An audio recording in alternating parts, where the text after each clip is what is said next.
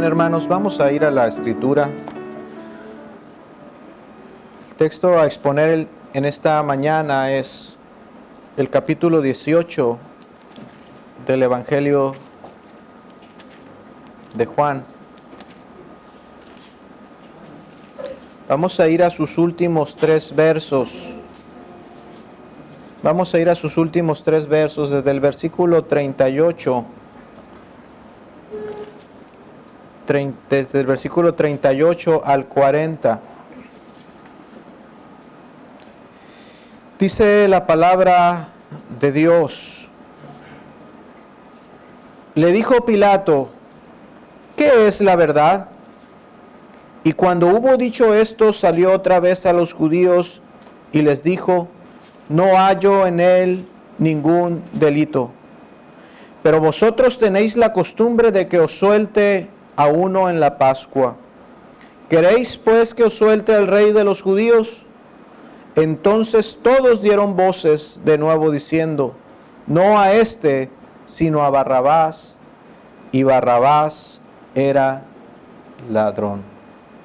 En esta mañana, hermanos, me propongo a exponer este texto y exaltar dos grandes doctrinas que se encuentran aquí: la depravación total del hombre y la asombrosa obra de sustitución que Dios ha hecho para librar a los pecadores. Así, hermanos, doy inicio y recuerdo algo que ya hemos ido estudiando durante todo este evangelio. Se ha dicho que es la verdad la espada que divide a los hombres, y esto es verdadero. Las señales durante el ministerio de Jesús llegaron a congregar a muchísimas personas a su alrededor, personas que le seguían por lo menos por algún tiempo. Pero, hermanos, mientras las señales congregaban a las multitudes, fueron las palabras de Jesús quien hizo que esas multitudes se dispersaran. Fue la verdad de Jesús, fueron sus palabras las que despertaron la ira de sus enemigos. No sus obras, sus palabras. La verdad es la espada que divide a los hombres. Este pasaje nos demuestra, hermanos, lo que ya hemos dicho anteriormente en este evangelio. Nadie puede permanecer indiferente ante el testimonio de Jesús. Todos los hombres tienen que tomar una decisión con respecto a Cristo. El hombre, hermanos, está obligado a dar su veredicto con respecto a su persona.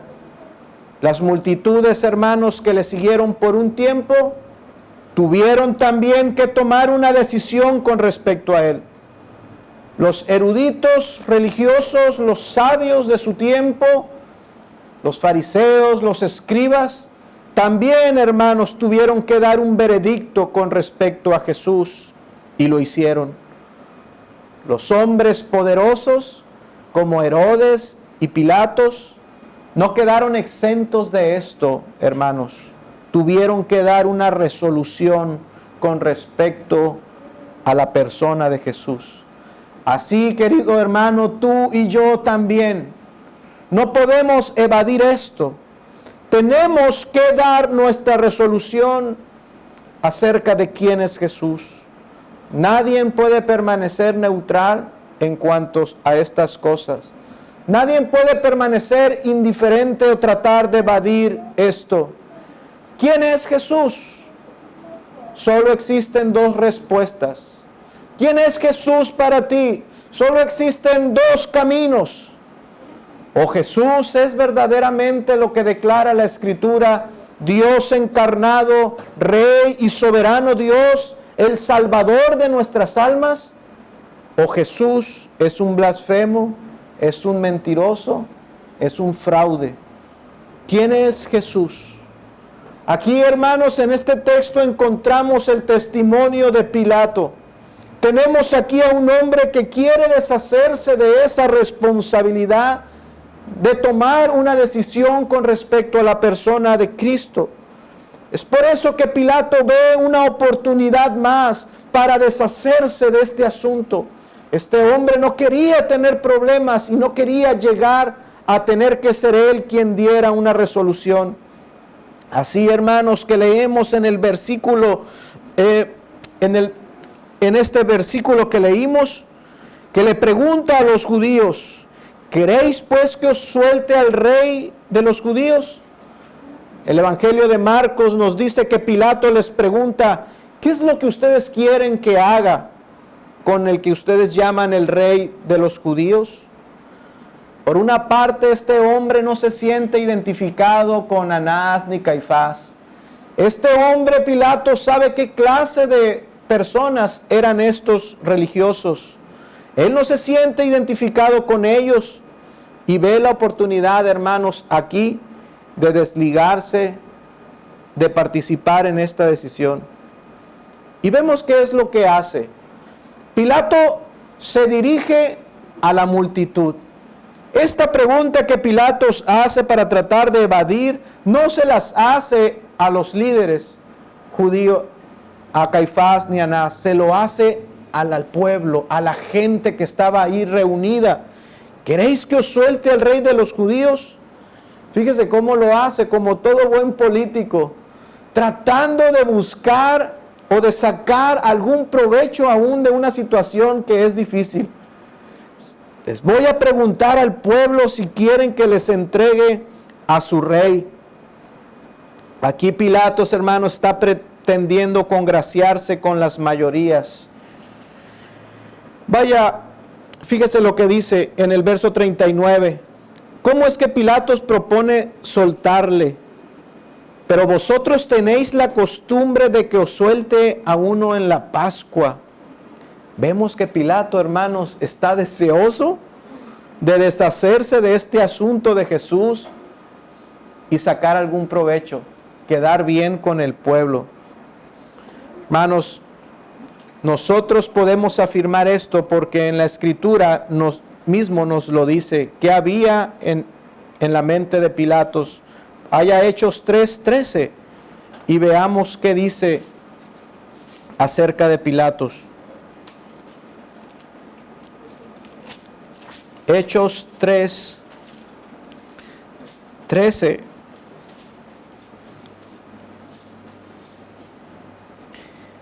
El Dios de Abraham, de Isaac y de Jacob, el Dios de vuestros padres, ha glorificado a su Hijo Jesús, a quien vosotros entregasteis y negasteis delante de Pilatos, cuando Pilato había resuelto ponerle en libertad. Pilato había tomado una resolución. Pilato quería deshacerse de este asunto y poner en libertad a Jesús. Y esta es la oportunidad que vio Pilato para deshacerse y dejar en libertad a quien él mismo ya había declarado inocente. ¿Se da cuenta? Marcos nos dice que Pilato sabía que por envidia los líderes religiosos le habían entregado. Pilato sabía de la popularidad de Jesús y que la popularidad de Jesús enfurecía a Caifás y a Anás, enfurecía a los líderes religiosos.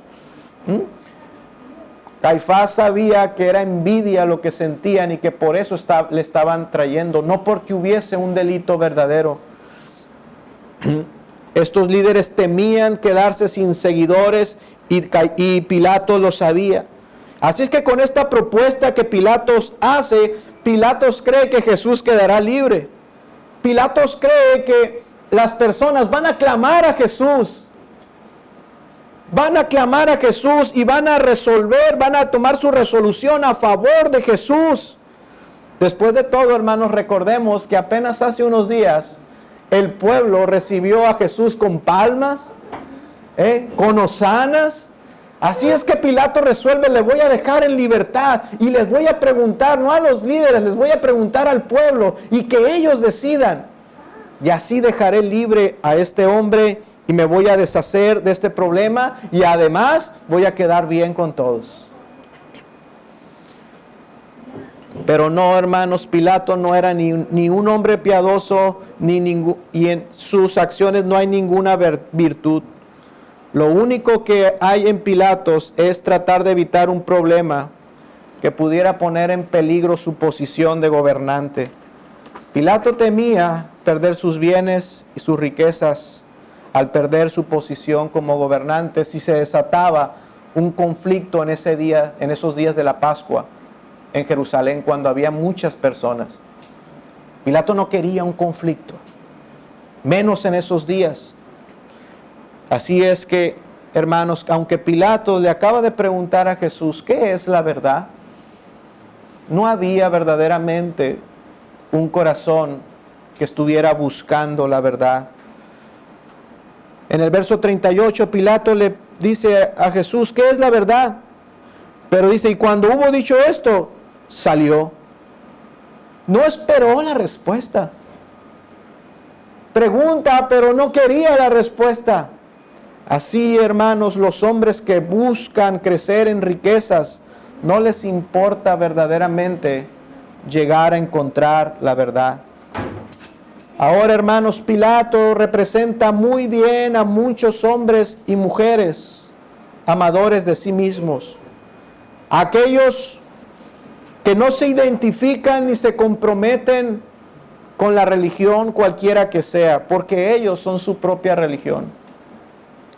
Aquellos que pretenden evadir la responsabilidad de decidir qué hacer con Jesús.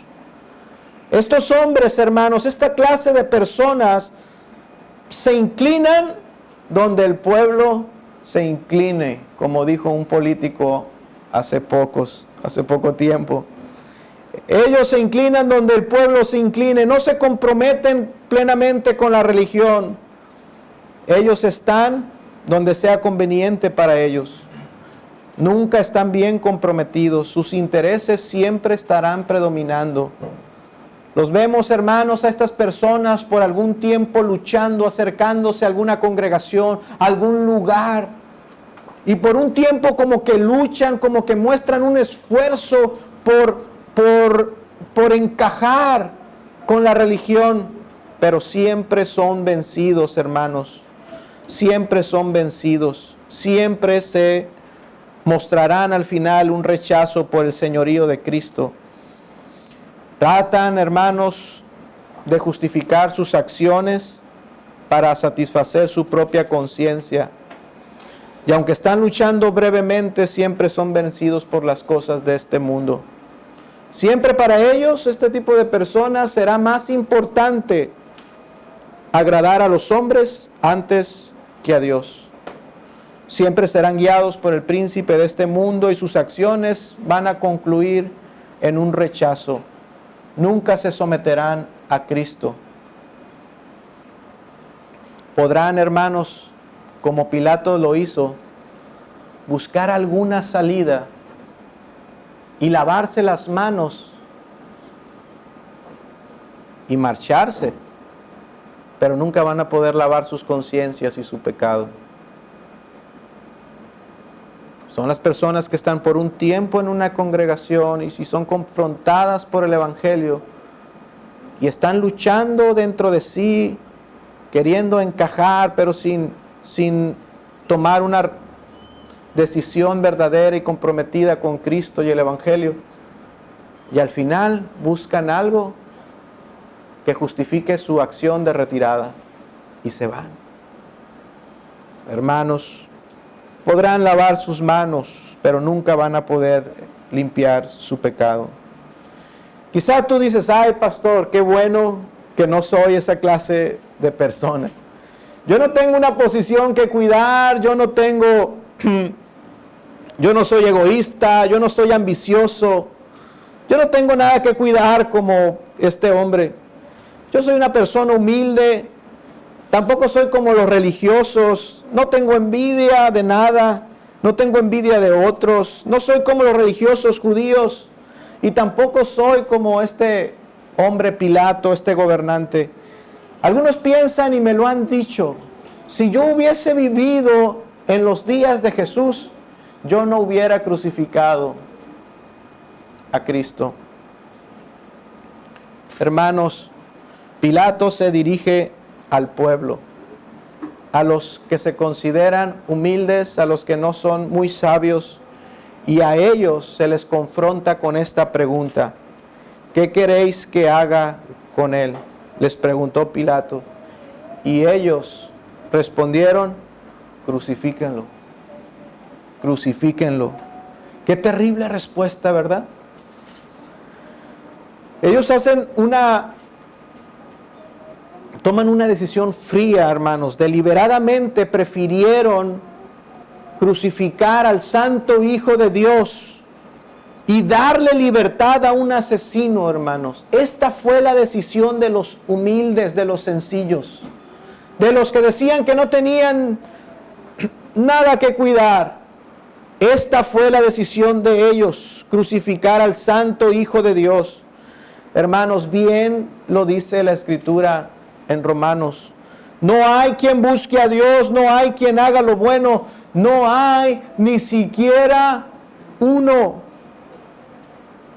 Dios le dijo al hombre: he puesto delante de ti el bien y el mal, yo te aconsejo que escojas el bien. Pero a causa de nuestra naturaleza de pecado, siempre escogemos el mal. Se escogió a Barrabás. Barrabás, su nombre significa el hijo de un padre. Ese es el significado de un padre. Y aquí, hermanos, se nos ilustra claramente cómo es que se elige al hijo de un padre cualquiera en vez de al Hijo Santo de Dios. Esa es la resolución del hombre. Barrabás era una especie, hermanos, de Robin Hood de sus días. Barrabás no era un criminal cualquiera. Barrabás era esa especie de héroe nacional que tenía la simpatía del pueblo. Barrabás era un revolucionario de la secta de los celotes, de aquellos que procuraban establecer el reino mediante las armas, mediante la guerra, mediante el asesinato. Aunque tuviesen que usar el hurto, ponerse en los caminos y asaltar como lo hacían estos celotes. Eran criminales que cometían asaltos, asesinatos, robos. Barrabás, dice el texto que leímos, era ladrón. Barrabás no era un delincuente cualquiera, era un hombre violento, de los que se convierten, hermanos, en leyenda por sus acciones criminales. Era un héroe del pueblo. Barrabás, hermanos, ¿se da cuenta cómo Barrabás era todo lo que Jesús no llegó a ser para ellos? El pueblo, cuando miraba a Jesús, quería eso. Quería que Jesús fuese esa clase de libertador, pero Jesús no lo fue para ellos. Y así entonces escoge a Barrabás, aquel que intenta establecer el reino y la justicia por medio de la fuerza.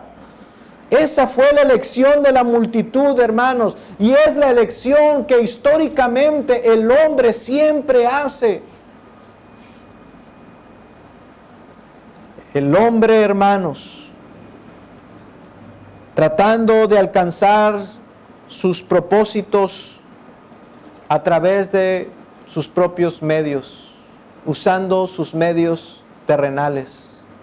En vez de confiar en el único hombre lleno de amor y de ternura, cuyo reino se hace realidad en los corazones, se escogió al hombre que representa el establecimiento del reino por medio de las obras humanas.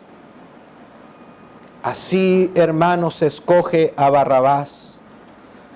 Nos admiramos entonces de la maldad, ¿verdad?, de los judíos y decimos: ¡qué pueblo tan necio! ¡Qué pueblo tan necio, tan torpe! Rechazar a Cristo y preferir a Barrabás. Y lo vemos como un hecho totalmente asombroso. Y uno se pregunta: ¿tan ciegos estaban? ¿Tan ciego es el hombre de escoger a un criminal en vez de al príncipe de paz?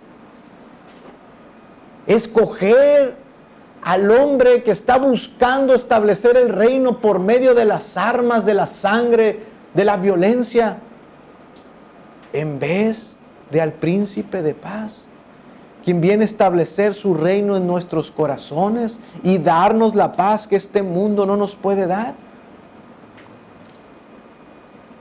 El hombre, hermanos, está bajo maldición a causa del pecado. El hombre está tan ciego porque la maldición está sobre de él.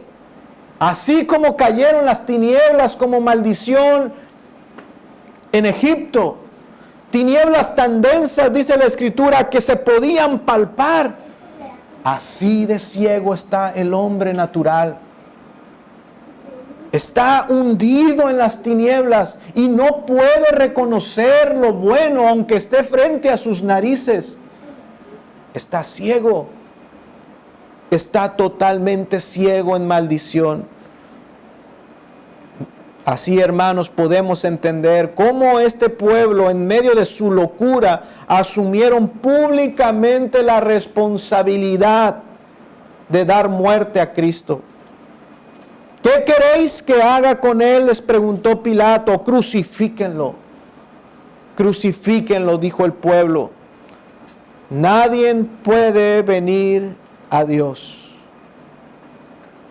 Así es, hermanos. Nadie puede elegir por Dios, por su propia naturaleza. Así, hermanos, nacimos condenados con una naturaleza pecaminosa. ¿No se nos viene, hermanos, acaso a la mente al estudiar este pasaje la doctrina del libre albedrío? Cuando se pone a Barrabás por un lado y a Jesús de otro, y Pilatos dice, escojan. Pronto pensamos en aquello que hemos oído de la doctrina del libre albedrío. Esta doctrina expone que el hombre tiene voluntad y que es libre para escoger. Por lo tanto, los hombres deben de venir a Cristo a través de una decisión que ellos mismos van a tomar. Esto, hermanos, es un error grave y afrenta al Evangelio de la gracia. Ciertamente el hombre tiene voluntad, pero tiene una voluntad esclavizada. Tiene voluntad, pero no tiene libertad. Su voluntad está esclavizada al pecado. Su voluntad está sometida al pecado. Así que siempre que el hombre tiene que decidir, escoge de acuerdo a su naturaleza. Escoge siempre el mal. Sus pensamientos, dice la Escritura, son de continuo hacia el mal. Aquel que cree que se vuelve a Dios por su propio libre albedrío, hermanos, no ha recibido esa enseñanza de parte de Dios. Una de las primeras verdades del Evangelio, hermanos, es que el hombre no tiene ni querer ni poder. En el hombre no hay ni querer escoger por Dios, ni tiene poder para escoger por Dios. Estas dos cosas tienen que venir de Dios.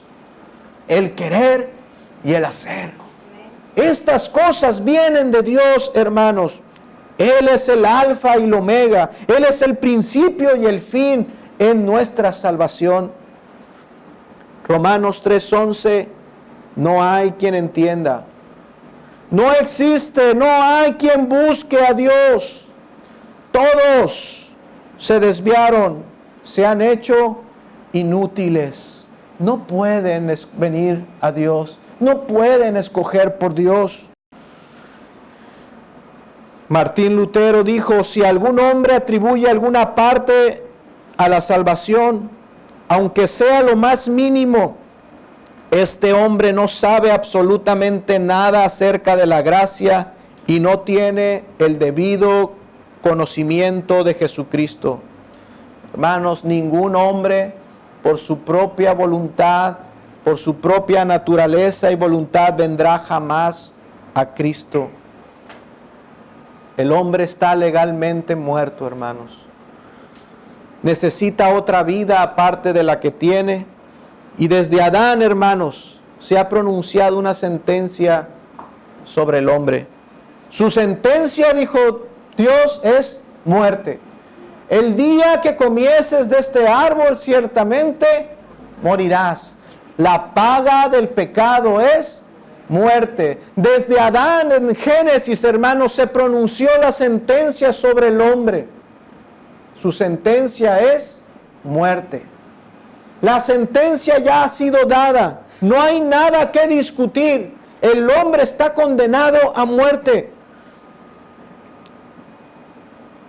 Piensen esto. Cuando un hombre es condenado a muerte, va ante el juez y es condenado a muerte y el juez da su sentencia y dice la sentencia es pena de muerte y ¡pah! Da el martillazo. Desde ese momento, ese hombre está legalmente muerto. Aunque la ejecución tarde una semana, aunque ir a la silla eléctrica tarde 3 meses, la sentencia ya fue dada y ese hombre está legalmente muerto. No tiene derecho alguno, no tiene voluntad alguno. Ese hombre no tiene ya tiempo para hacer un testamento, ya no existe más. Para el Estado ya no existe. No puede hacer testamento porque ya no tiene voluntad. Ese hombre está muerto. Si hubiera elecciones en ese periodo, ese hombre no puede votar. Ese hombre está muerto.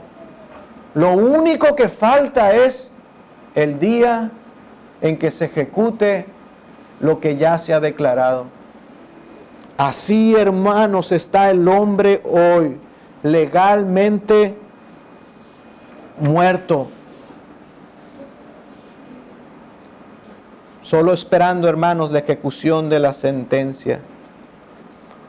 Por eso, hermanos, eso es descrito en la Escritura como un hombre que está esclavo del pecado y de la muerte. Ahí está el hombre, solo esperando su ejecución. Así es que piensen esto. El día del juicio no será un día para resolver casos, para determinar si alguien es justo o es injusto. Todos los hombres, hermanos, ya hemos recibido una resolución de parte de Dios, condenados o justificados. Nadie se va a presentar en el día del juicio. La Biblia no describe el día del juicio como un día donde va a haber alegatos para resolver cuál es la situación de cada alma. El día del juicio final será solo para ejecutar las sentencias. Todos los que permanecieron bajo condenación irán al infierno. Y todos aquellos también que creyeron en Jesucristo ya fueron declarados libres. Ya fueron declarados con vida eterna. Y lo único que habrá en aquel día es la bienvenida al reino celestial. No habrá alegatos, solo habrá ejecuciones de lo que ya ha sido determinado. Eso es una buena noticia para los que han creído el Evangelio. Pero todos aquellos hermanos que no han encontrado al sustituto perfecto por sus pecados, aún están en ese estado de condenación. Y no solamente estamos muertos, el hombre sin Dios no solamente está muerto legalmente, sino que está muerto espiritualmente, verdaderamente está muerto. No solamente la muerte está registrada en algún tipo de edicto, no, la muerte está registrada en el corazón mismo del hombre. El pecado está arraigado en el corazón del hombre y se refleja en cada una de sus acciones, siempre decidiendo por el mal. El pecado no solamente está registrado en libros, sino que está impregnado en los corazones y en las acciones. Siempre, hermanos, el hombre sin Dios, el hombre natural, preferirá a un Barrabás en vez de a Jesús. Así es que, hermanos, tomo las palabras del apóstol Pablo de nuevo y comento esto. Ya hemos visto a Pilatos, y hemos visto a los judíos. Hemos visto a los gentiles representados en Pilatos y a los judíos representando a esta multitud. Pablo dice, ¿qué pues? ¿Somos nosotros mejores que ellos? Ahora, hermanos, me dirijo a ustedes. En ninguna manera, pues ya hemos acusado tanto a judíos y a gentiles, que todos están bajo pecado, como está escrito, no hay justo ni aún uno. Hermanos, nos asombramos de la doctrina de la depravación total del hombre, ¿verdad?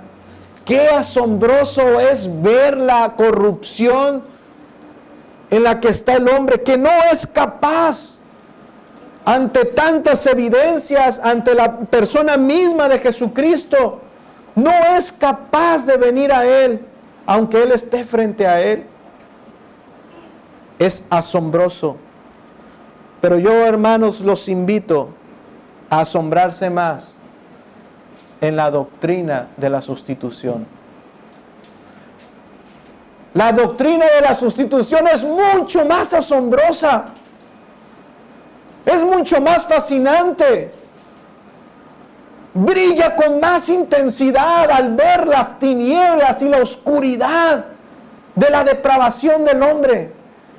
Hermano, la doctrina de la sustitución es más bella y hermosa y asombrosa.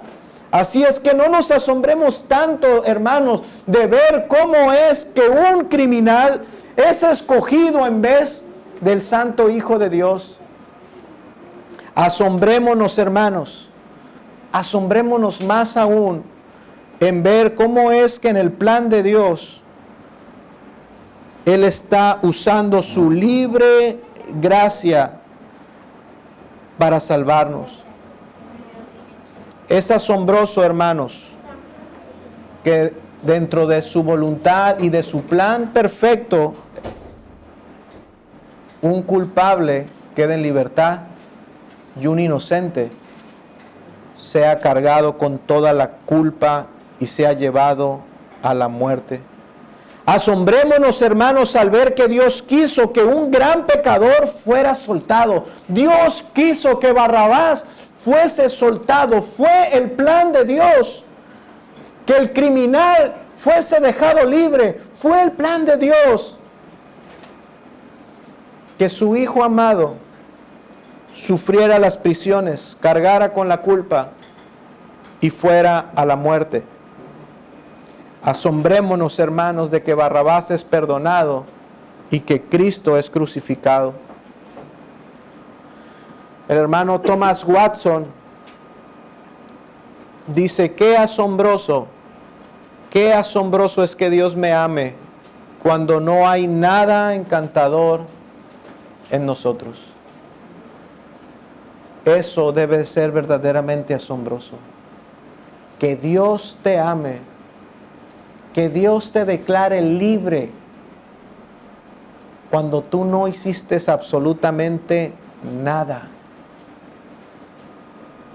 Que Dios declare libre al culpable. Podemos, hermanos, mirar la manera con que Dios perdona. ¿Cuál es la manera con que Dios perdona y Dios justifica al impío? ¿Cómo es que Dios lo hace? Si Dios lo hace solo porque Cristo va a sufrir en tu lugar. Como dice la Escritura, el justo por el injusto. Cada uno de nosotros merecemos ser castigados. Sin embargo, aquí, hermanos, el pecador queda libre porque se le ha dado un poderoso, un asombroso sustituto. Este sustituto irá a sufrir en su lugar.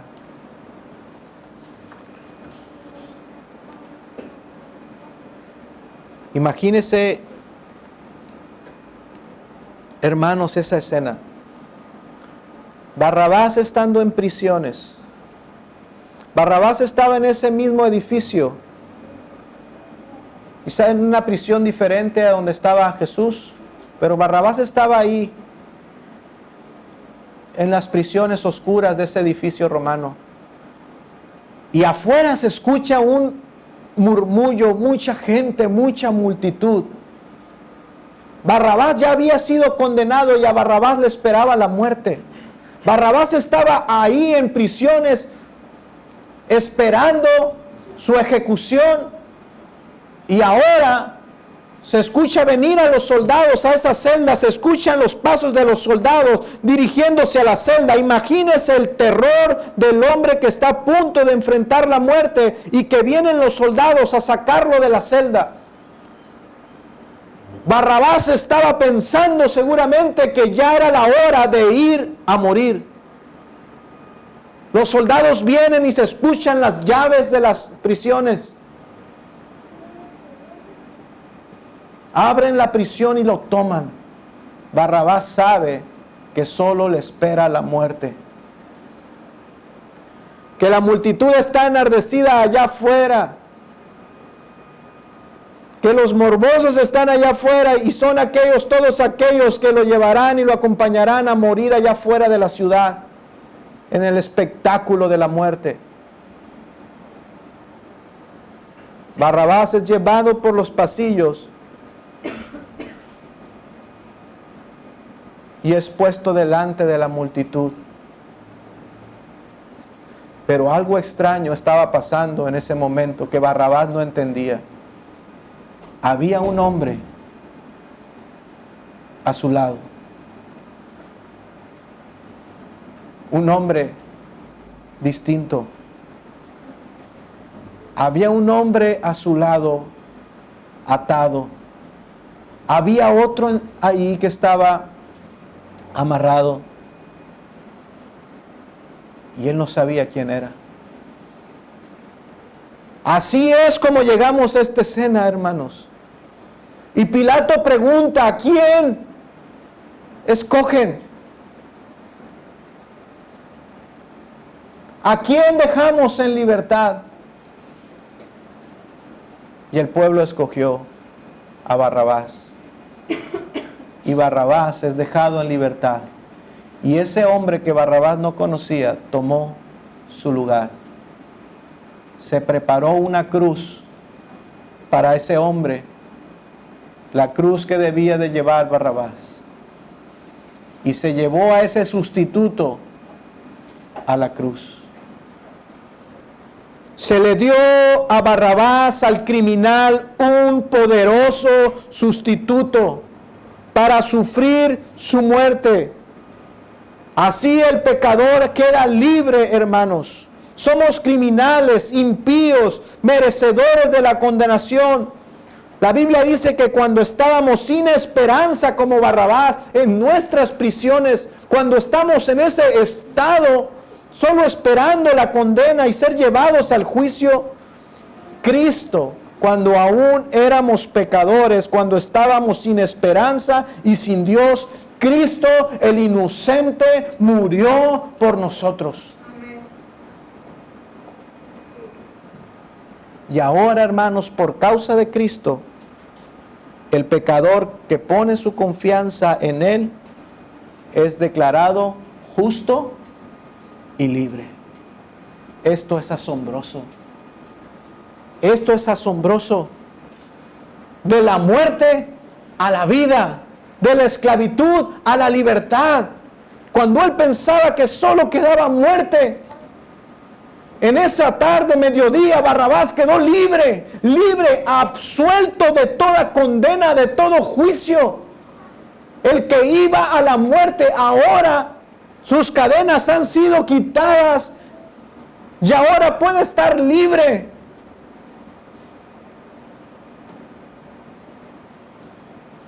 Eso es asombroso. Bendigamos, hermanos, a Dios por habernos ofrecido tan gloriosa salvación.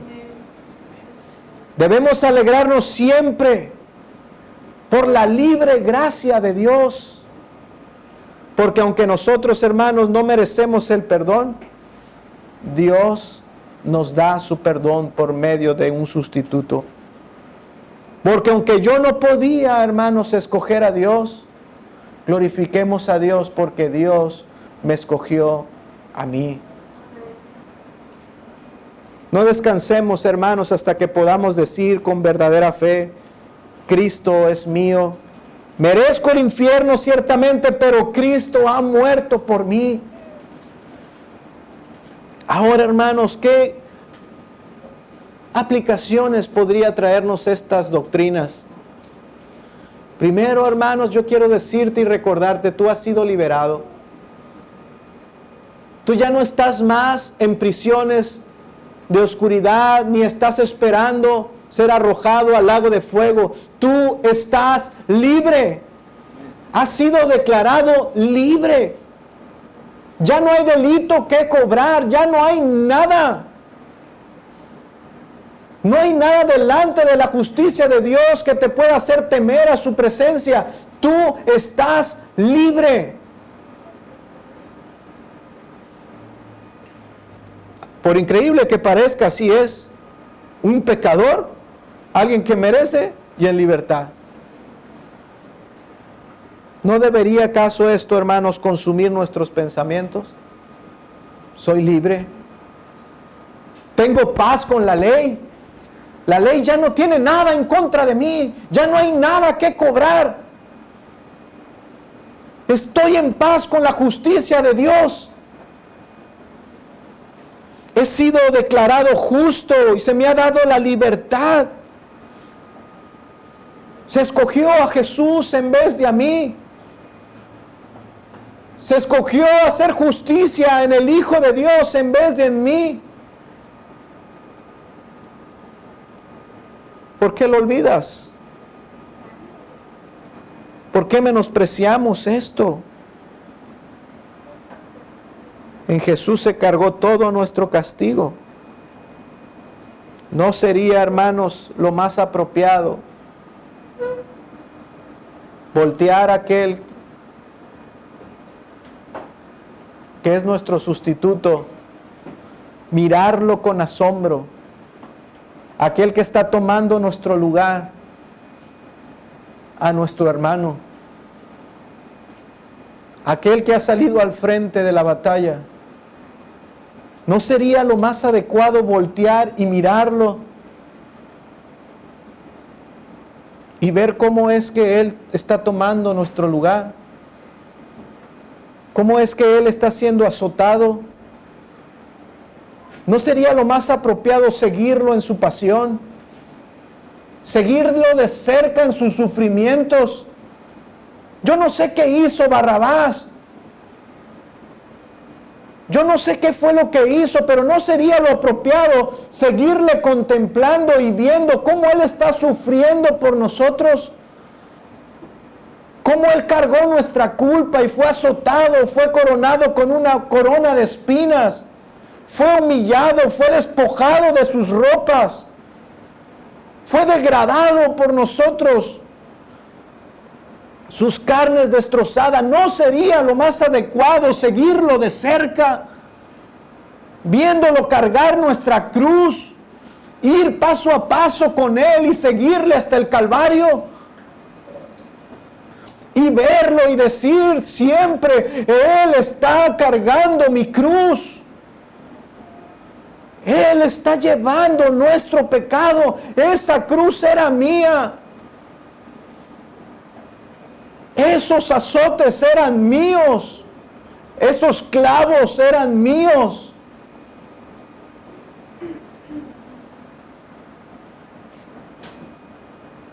Lo menos que se espera, hermano, es que le sigas todos los días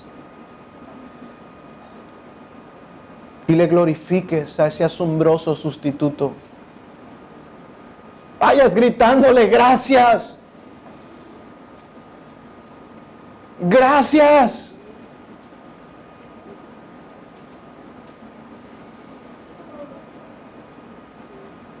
Te voy a honrar. Te voy a seguir. Yo también voy a tomar mi cruz. Y lo veas cargando tu cruz y le digas, yo también lo voy a hacer lo que me reste de vida.